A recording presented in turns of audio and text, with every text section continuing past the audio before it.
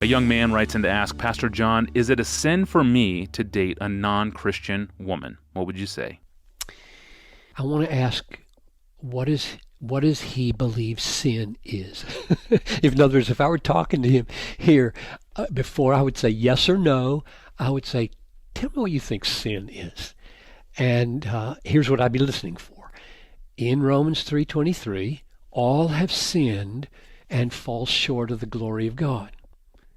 So sinning is falling short of the glory of God, it seems. What does that mean? What does fall short of the glory mean? And the word hystereo means lack. So sinning is lacking the glory of God. Well, lacking in what sense? I'm not supposed to be as glorious as God is. Well, lacking in the sense of Romans 1:23, probably, where it says that sinners exchanged the glory of the immortal God for images. When they exchanged, they lacked it. In other words, they looked at the glory of God, they looked at images, maybe the one in the mirror, and they chose against God. And thus they lacked God. So sin, I would say, is a preferring of anything over God. And sins, plural, are the kinds of attitudes and desires and actions and words that come out of us when we prefer other things to God, when God is not our supreme desire, our supreme treasure. So that's what I'd be looking for. And then I would ask, so let's come to dating now. What is that? Is dating an expression of a desire that another person has become more precious to me than God?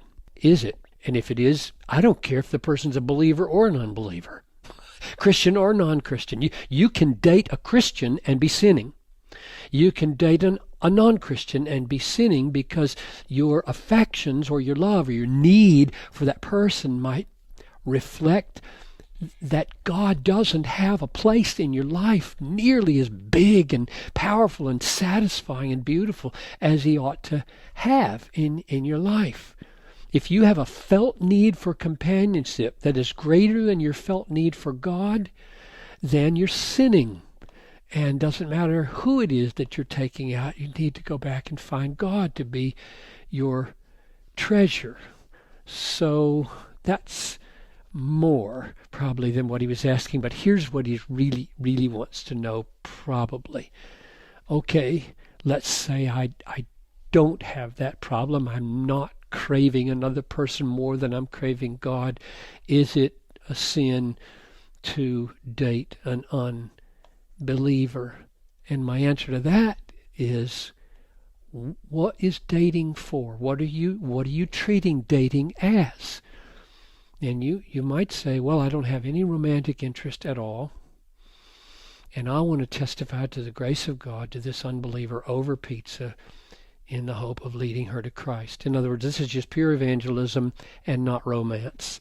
And I would say, okay, go for it.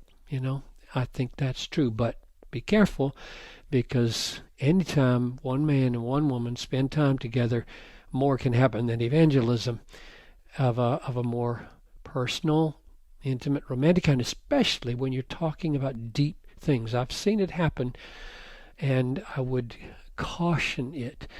But what if he said, well, I really am attracted to this person. And dating for me is part of a cultivation of a romantic relationship that could lead to marriage. Then I would say, if you're doing that, if you're pursuing an unbeliever with a view to awakening, quickening, and deepening a romantic relationship that could lead to marriage, you're compromising your love for Christ, and you're going against what the Bible says, and you're doing something wrong, because 1 Corinthians 7:39 says that we are to marry only in the Lord. And if you're on a trajectory to fall in love with and marry a woman who is outside the Lord, you're on a trajectory to disobey this text. And to be on a trajectory to disobey a text is to disobey a text. And 2 Corinthians 6:14, do not be unequally yoked with unbelievers, ties in with that as it relates to marriage. And I think the reason for that, Tony, is that marriage is a union of the deepest kind. It's meant to be a union of soul as well as a union of body. And there can't be any deep union of soul if two people have different supreme treasures. One Christ and another something in creation. There's a deep disunion from the outset. So to pursue a dating relationship, cultivating a relationship that would lead to a forbidden marriage is, I think, forbidden.